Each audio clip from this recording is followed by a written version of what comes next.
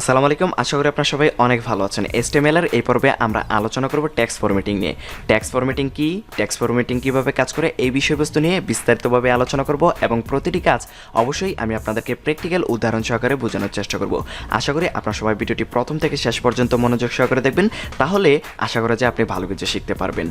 তো ভিডিওটি শুরু করার আগে আপনার কাছে একটি রিকোয়েস্ট, আপনারা যারা এখনও পর্যন্ত আমাদের চ্যানেলটি সাবস্ক্রাইব করেনি, ভিডিও নিচে দেখুন লাল একটি সাবস্ক্রাইব বাটন আছে, সেখান থেকে সাবস্ক্রাইব করে অবশ্যই পাশের বেল আইকনটিতে প্রেস করে দিবেন, তাহলে সকল ভিডিওগুলোর নোটিফিকেশন আপনি সবার আগে পেয়ে যাবেন। এবং তারপরে আপনারা এখানে ক্লিক করে চ্যানেলে আসবেন, তারপর এখান থেকে প্লেলিস্টে গিয়ে আপনারা যদি লক্ষ্য করেন তাহলে দেখতে পারবেন ওয়েব ডিজাইন টিউটোরিয়াল নামে একটি প্লেলিস্ট দেওয়া আছে। এই প্লেলিস্টে আপনারা অবশ্যই প্রথম থেকে শেষ পর্যন্ত দেখবেন, তাহলে আশা করা যায় আপনারা ভালো কিছু শিখতে পারবেন। আমাদের ওয়েব ডিজাইনের ওপর যে টিউটোরিয়ালগুলো আসবে একের পর এক, এগুলো কিন্তু এখানে সাজিয়ে দেওয়া থাকবে। আপনারা অবশ্যই একটার পর একটা স্টেপ বাই স্টেপ আপনারা দেখার চেষ্টা করবেন, তাহলে ভালো কিছু শিখতে পারবেন। এছাড়া আপনি চাইলে HTML এর টিউটোরিয়ালগুলো আলাদাভাবে প্লেলিস্ট করা আছে, CSS এরগুলো আলাদা, জাভাস্ক্রিপ্টেরগুলো আলাদাভাবে দেওয়া থাকবে, আপনি চাইলে আপনার ইচ্ছে মতো দেখে নিতে পারবেন। তবে ওয়েব ডিজাইনের মধ্যে সকল ধরনের টিউটোরিয়ালগুলো একসাথে স্টেপ বাই স্টেপ দেওয়া থাকবে, কোনটার পর কোন টিউটোরিয়ালটি দেখতে হবে। আশা করি আপনার বিষয়টি বুঝতে পেরেছেন। অবশ্যই আপনারা ওয়েব ডিজাইন টিউটোরিয়াল নামে যে প্লেলিস্ট আছে এটা স্টেপ বাই স্টেপ ফলো করবেন, তাহলে ভালো কিছু শিখতে পারবেন। তো ভিডিওটি শুরু করতেছি। আপনাদের হয়তোবা মনে আছে আমরা গত টিউটোরিয়ালে কিন্তু এখানে দেখুন ওয়েব ডিজাইন নামে যে ফোল্ডারটি আছে এখান থেকে আমরা index.html নামে যে HTML ফাইলটি আছে এখানে কাজ করেছিলাম। আমরা অবশ্যই প্রতিদিন এখান থেকেই এই ফাইলটির সাহায্যে কাজ করব। তো আমি এই ফাইলটিকে ওপেন করতেছি। এর জন্য আমরা যে কাজটা করব, আমাদের কোড এডিটরে যাব এবং এরপর আমরা এখান থেকে ফাইলে গিয়ে এখান থেকে ওপেন ফাইলে ক্লিক করব। ক্লিক করার পর আমরা চলে যাব ডেস্কটপে গিয়ে দেখব ওয়েব ডিজাইন নামে একটা ফোল্ডার আছে। এর ভিতরে ক্লিক করলে আমরা index.html নামে একটা ফাইল আছে, আমরা এখানে ক্লিক করার পর এখান থেকে ওপেনে ক্লিক করব, তাহলে আমাদের এই ফাইলটি ওপেন হয়ে যাবে।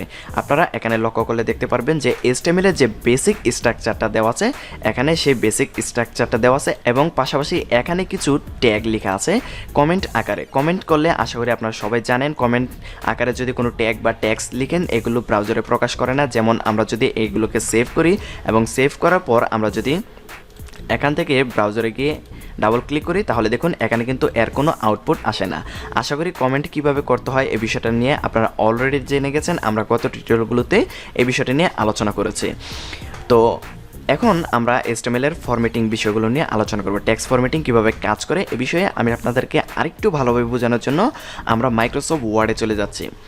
তো মাইক্রোসফট ওয়ার্ড সম্পর্কে যদি আপনার ধারণা না থাকে তাহলেও চলবে, আমি এখান থেকে যাতে আপনারা বিষয়টা আরও ভালোভাবে বুঝতে পারেন এর জন্য আমরা মাইক্রোসফট ওয়ার্ডে চলে এসেছি।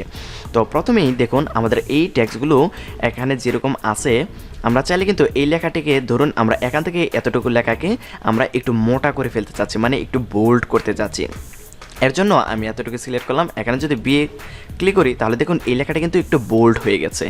আশা করি আপনি বিষয়টা বুঝতে পেরেছেন, মানে লেখাটা একটু মোটা হয়ে গেছে। এরপর আমরা চাইলে এখান থেকে ধরুন এই যে শেষ যতটুকু আছে এখান থেকে এই পর্যন্ত আমরা চাচ্ছি লেখাটাকে একটু বাঁকা করে ফেলতে, মানে একটু ইতালিক করে ফেলতে। এর জন্য আমরা এতটুকু সিলেক্ট করার পর আমরা যদি এখানে ক্লিক করি তাহলে দেখুন এই লেখাগুলোর তুলনায় আমাদের এই লেখাগুলো কিন্তু একটু বাঁকা হয়ে গেছে। আশা করি আপনি বিষয়টা বুঝতে পেরেছেন। এইবার আমরা চাচ্ছি এখান থেকে আমাদের এই টেক্সটগুলো সম্পূর্ণ টেক্সটগুলোর নিচে দিয়ে একটি আন্ডারলাইন আসবে। এর জন্য আমরা যে কাজটা করতে পারি, এখানে যদি একটা ক্লিক করি তাহলে দেখুন আমাদের লেখার নিচে দিয়ে কিন্তু একটা আন্ডারলাইন এসে গেছে। যদিও দেখুন আমাদের এখানে টেক্সটগুলো এখানে ভুল দেখাচ্ছে, আপনারা অবশ্যই টেক্সটগুলো এখানে কী লেখা আছে এই বিষয়টার দিকে খেয়াল করার দরকার নেই। আমি কি বিষয়টা বোঝানোর চেষ্টা করতেছি আপনারা সেই বিষয়ের ওপর মনোযোগ দেওয়ার চেষ্টা করেন। তারপরে ধরুন আমরা কোন একটা লেখার উপরে লিখতে চাচ্ছি, এক্সাম্পল হিসেবে আমি যদি এখান থেকে 15 লিখলাম, আমরা চাচ্ছি 15 উপরে ছোট করে TH লেখার জন্য। এর জন্য আমরা যে কাজটা করতে পারি, দেখুন এই যে এখানে x² লেখা আছে, এখানে যদি ক্লিক করি, ক্লিক করার পর যদি আমরা এখান থেকে এইভাবে লিখি তাহলে দেখুন আমাদের এটা কিন্তু মানে এই 15 এর উপরে ছোট করে এই টেক্সটগুলো এসে গেল। ঠিক একইভাবে আমরা চাইলে কিন্তু এই 15 নিচে কিন্তু আমরা ছোট করে টেক্সটগুলো লিখতে পারি। এর জন্য আমরা এই পাশের যে আইকনটি দেখতেছেন এখানে ক্লিক করবেন, ক্লিক করার পর আপনি যদি এখানে যাই লিখবেন এগুলো সবগুলোই নিচে দিয়ে টেক্সট আসবে। এইবার আমরা এখানে যে সকল কাজগুলো দেখলাম এই কাজগুলো আমরা HTML এর মাধ্যমে দেখার চেষ্টা করব। HTML এ এই কাজগুলো আমরা কিভাবে করতে পারি এই বিষয়ে আমি আপনাদেরকে স্টেপ বাই স্টেপ উদাহরণ সহকারে দেখানোর চেষ্টা করব। আশা করি আপনারা সবাই এখন থেকে খুবই মনোযোগ সহকারে ভিডিওটি দেখার চেষ্টা করবেন। তো দেখুন আমি এখানে কিছু ট্যাগ লিখে রেখেছি, আপনারা চাইলে এই ট্যাগগুলো আপনাদের নোট খাতায় লিখে নিতে পারেন। এখানে যেহেতু আমরা এগুলো কমেন্ট আকারে লিখেছি, এর আউটপুট ব্রাউজারে প্রকাশ করবে না। তো প্রথমে আমরা যে কাজটা করব, ধরুন আমরা একটা পি ট্যাগ নিচ্ছি। পি ট্যাগ কীভাবে কাজ করে এ বিষয়ে আপনারা অলরেডি জেনে গেছেন। তো আমরা এখান থেকে ধরুন আমরা লরেমের ট্যাক্স কীভাবে নিতে হয় এগুলো নিয়ে কিন্তু আমরা অলরেডি আলোচনা করেছেন। যারা ভিডিওটি প্রথম দেখতেছেন তাদেরকে বলছি যে লরেম লেখার পর আপনি যদি কিবোর্ড থেকে এন্টার বাটনে প্রেস করেন তাহলে দেখবেন আপনাদের সামনে লরেমের একটি ডেমি ট্যাক্স এখানে এসে যাবে। আপনারা চাইলে এখান থেকে লরেম ট্যাক্সগুলো আপনাদের কাজের প্রয়োজনে ব্যবহার করতে পারেন যদি আপনার কখনো প্রয়োজন হয়। তো প্রথমেই দেখুন আমরা মাইক্রোসফট ওয়ার্ডের মধ্যে দেখেছিলাম যে লেখাটিকে কিভাবে বোল্ড করতে হবে। তো আমরা যে কাজটা করব, প্রথমে এই লেখাটিকে একটু সেভ করে কন্ট্রোল বাটনটাকে চেপে ধরে এস বাটনে চাপলাম, সেভ হয়ে গেল। তারপরে আমরা যে কাজটা করব, আমরা অবশ্যই ব্রাউজারে চলে যাব। ব্রাউজারে গিয়ে আমরা যদি রিফ্রেশ করি তাহলে দেখুন আমাদের ব্রাউজারের মধ্যে এই ট্যাক্সগুলো এসে গেছে। তো আমরা মাইক্রোসফট ওয়ার্ডের মধ্যে প্রথমে দেখেছিলাম যে লেখাগুলোকে কিভাবে বোল্ড করতে হয়। এবার আমরা দেখব আমরা কিভাবে কোডের মধ্যে বোল্ড করতে পারি। দেখুন, তো ধরুন এখান থেকে এই যে কমা পর্যন্ত এই লেখাটিকে আমরা বোল্ড করতে চাচ্ছি। এর জন্য আমরা যে কাজটা করব, প্রথমে আমাদেরকে বি লিখে এই টেক্সটটাকে মানে এই ট্যাগটাকে লিখতে হবে। দেখুন আপনারা অবশ্যই ট্যাগটার দিকে খেয়াল করবেন।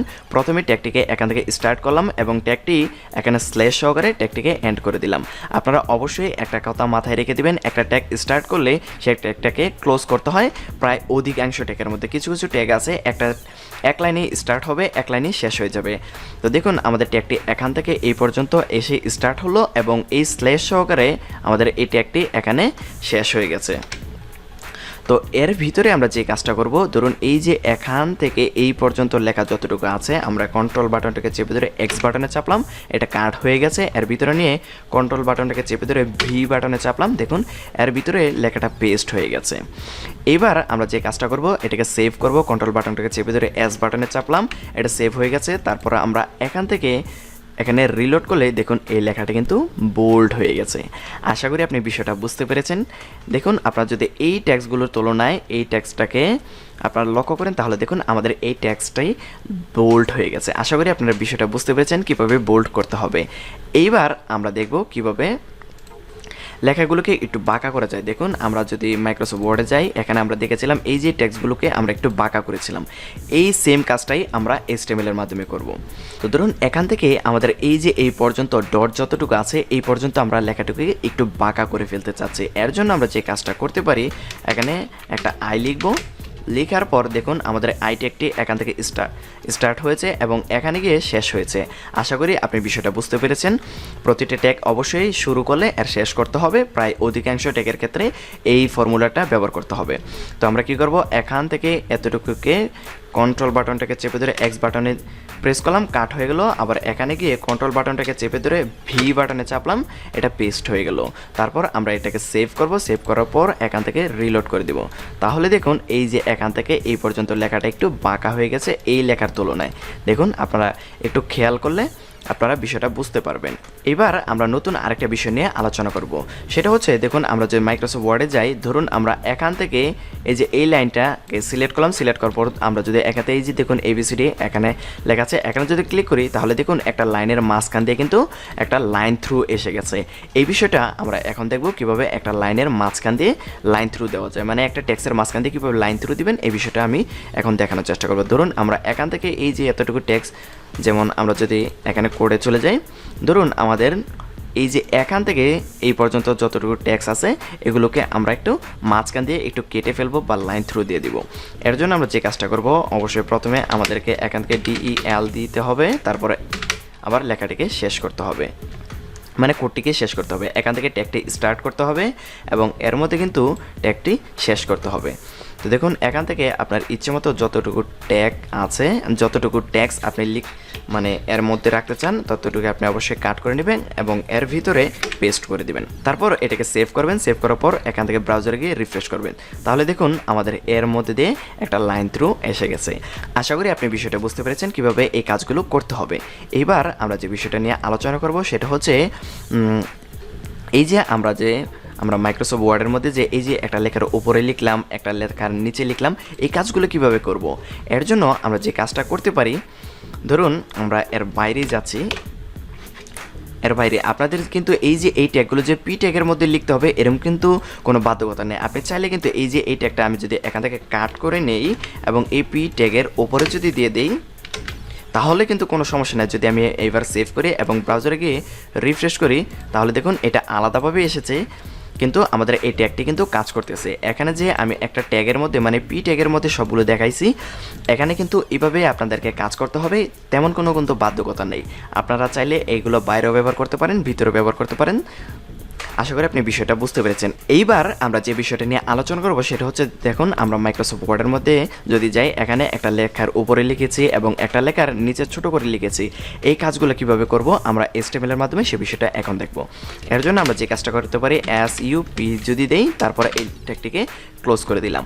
তো দেখুন এখান থেকে আমাদের ট্যাগটি ওপেন হয়েছে এবং এখান থেকে এতটুকু হচ্ছে আমাদের টেক্সটটি শেষ হয়েছে। এর মাঝখানে আমরা যাই লিখব সেটা একদম উপরে প্রকাশ করবে। যেমন আমাদের এই যে উপরে যে এতটুকু দেখতে পারতেছেন, এটা কিন্তু এই যে এই ট্যাগের মধ্যে যাই লিখবেন সেটা উপরে প্রকাশ করবে। দেখুন আমি এখানে TH লিখে দিলাম, তারপর আমরা যদি এখানে 15 লিখে দিই, এবার যদি আমরা এখান থেকে সেভ করে দিই এবং ব্রাউজারে গিয়ে আমরা যদি রিফ্রেশ করি তাহলে দেখুন একটা লেখার উপরে কিন্তু এই ট্যাগটি মানে এই ট্যাক্সটি উপরে এসে গেছে। এখানে যে আপনাদেরকে এই ট্যাক্সগুলো লিখতে হবে এরকম কোনো বাধ্যকতা নেই। আপনার চাইলে এখানে যে কোনো ট্যাক্সই কিন্তু লিখে দিতে পারেন। যেমন এটা লিখলাম, লেখার পরে আমরা যদি এখান থেকে রিলোড করে দিই তাহলে দেখুন এই লেখার উপরে কিন্তু সেই লেখাটি এসে গেছে। আশা করি আপনি বিষয়টা বুঝতে পেরেছেন। এইবার আমরা যে বিষয়টা দেখব সেটা হচ্ছে একটা লেখার নিচে কিভাবে লিখতে পারেন। এই বিষয়টাই এখন আমরা HTML এর মাধ্যমে দেখার চেষ্টা করব। HTML এর কোডে আমরা আসব, তারপরে প্রথমে আমাদেরকে কোন লেখার নিচে লিখতে চাচ্ছি সেই লেখাটা লিখলাম, লেখার পর আমরা লিখব SUB, তারপরে এই ট্যাগটিকে ক্লোজ করে দিতে হবে। এখান থেকে এতটুকু হচ্ছে আমাদের কোডটি স্টার্ট হয়েছে এবং এতটুকু আমাদের কোডটি শেষ হয়েছে। আশা করি আপনি বিষয়টা বুঝতে পেরেছেন এবং এর ভিতরে যাই লিখবেন সেটা কিন্তু অটোমেটিক্যালি দেখবেন এখানে কিন্তু এসে গেছে। অবশ্যই লেখার পর এটাকে সেভ করতে হবে। সেভ করার পর আমরা যদি ব্রাউজারে প্রকাশ করি দেখুন এই লেখার নিচে কিন্তু এটা এসে গেছে। আশা করি আপনি বিষয়টা বুঝতে পেরেছেন কিভাবে এই ট্যাগগুলো কাজ করতেছে। এইবার আমরা যে বিষয়টা দেখব সেটা হচ্ছে আমরা কিভাবে একটা লেখাকে স্ট্রং করতে পারি। স্ট্রংয়ের কিছুটা ধরতে পারেন, কিছুটা ধরতে পারেন এই যে এই লেখাগুলোর মধ্যে বোল্ড হবে, মানে আমরা ব্রাউজারে যদি যাই এখানে যেরকমটা বোল্ড হয়েছে এই কিছুটা ধরতে পারেন এরকমই বোল্ড হবে। তো আমরা স্ট্রংটি দেখার জন্য ধরুন আমরা এখান থেকে এতটুকু কাট করে নিলাম, কন্ট্রোল বাটনটাকে চেপে ধরে X বাটনে চাপলাম, তারপর আমরা এখান থেকে STRONG স্ট্রং লিখে এখান থেকে স্টার্ট হয়েছে এবং এখানে গিয়ে এটা শেষ হয়েছে এবং এর মাঝখানে আমরা টেক্সটগুলো পেস্ট করে দিলাম। তো দেখুন এতটুকু আমাদের কাজগুলো করলাম, তারপরে আমরা এখান থেকে এটাকে সেভ করলাম, তারপর এখান থেকে যদি আমরা রিলোড দেই তাহলে দেখুন এই যে এখান থেকে এই যে এখান পর্যন্ত এই সবগুলো কিন্তু লেখাগুলো একটু বোল্ড হয়ে গেছে। আশা করি আপনি বিষয়টা বুঝতে পেরেছেন। স্ট্রংটা কিছুটা আমাদের এই যে এই বোল্ডের মধ্যেই কিন্তু দেখা যাচ্ছে, কিন্তু এর মধ্যে কিছু ডিফারেন্স আছে, এগুলো নিয়ে অবশ্যই আমরা পরবর্তীতে আলোচনা করব। তো এইবার আমরা যে বিষয়টা দেখব সেটা হচ্ছে একটা লেখাকে আপনারা কিভাবে মার্ক করে দিতে পারেন, মানে একটু হাইলাইট করে দিতে পারেন। এই বিষয়টাই এখন আমরা দেখব। এর জন্য আমরা যে কাজটা করতে পারি, ধরুন আমরা এখান থেকে এই যে স্ট্রং যে কাজটা করেছি আমরা এর ভিতরে আমরা চাইলে কিন্তু এর ভিতরেও কাজগুলো করতে পারি। যেমন আমরা এখান থেকে এই স্ট্রং ট্যাগটি এখান থেকে এই যে এই পর্যন্ত আমরা স্ট্রং ট্যাগের মধ্যে যতটুকু আছে স্ট্রং ট্যাগ সহ আমরা এতটুকু কাট করে নিচ্ছি।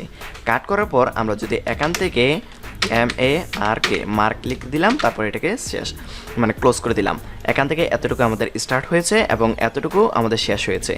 এর ভিতরে আমরা যে কাজটা করব, আমরা যদি এখানে এটাকে পেস্ট করে দিই তাহলে দেখুন প্রথমে আমাদের মার্ক ট্যাগটি স্টার্ট হয়েছে এবং এই যে এই জায়গায় আমাদের মার্ক ট্যাগটি শেষ হয়েছে। তারপর আমাদের এখান থেকে স্ট্রং ট্যাগটি স্টার্ট হয়েছে এবং এখানে স্ট্রং ট্যাগটি শেষ হয়েছে।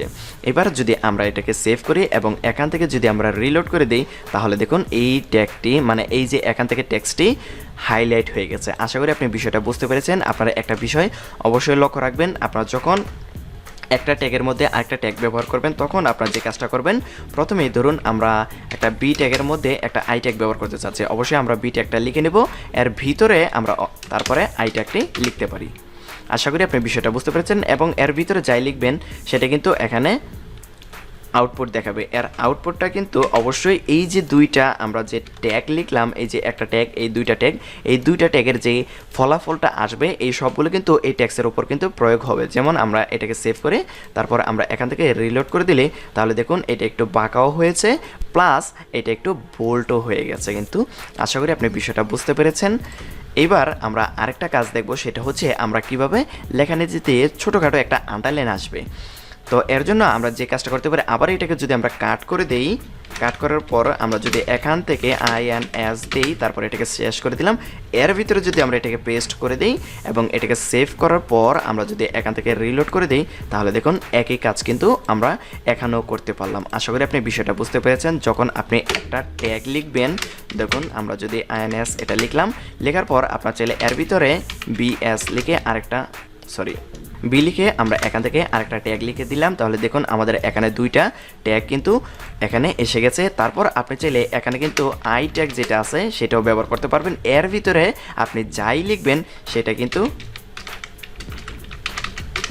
সেটাই কিন্তু ব্রাউজারে প্রকাশ করতে পারবেন। মানে এই যে এখানে যতগুলো ট্যাগ লিখেছেন এর ভিতরে যতগুলো আউটপুট আসার কথা সবগুলো এই ট্যাগের উপর প্রয়োগ হবে।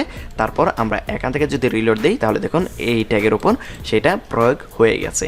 আশা করি আপনি বিষয়টা বুঝতে পেরেছেন। বিষয়গুলো নিয়ে অবশ্যই বাসায় ভালোভাবে প্র্যাকটিস করবেন। এই যে এখানে যে ট্যাগগুলো লিখে রেখেছি এগুলো অবশ্যই আপনারা আপনাদের নোট খাতায় লিখে নেবেন এবং বাসায় বেশি বেশি প্র্যাকটিস করবেন। এবং পরবর্তী টিউটোরিয়ালে আমি আরও নতুন নতুন কিছু ট্যাগ নিয়ে আলোচনা করব। আশা করি আপনারা সবাই আমার সাথেই থাকবেন। আমার চ্যানেলের সাথে কানেক্টেড থাকার জন্য অবশ্যই ভিডিওর নিচে দেখুন লাল একটা সাবস্ক্রাইব বাটন আছে, সেখান থেকে সাবস্ক্রাইব করে পাশের বেল আইকনটিতে প্রেস করে দিতে হবে। তাহলে আমার চ্যানেলের সকল ভিডিওগুলো আপনি সবার আগে দেখতে পারবেন। আশা করি আপনারা সবাই আমার সাথেই থাকবেন।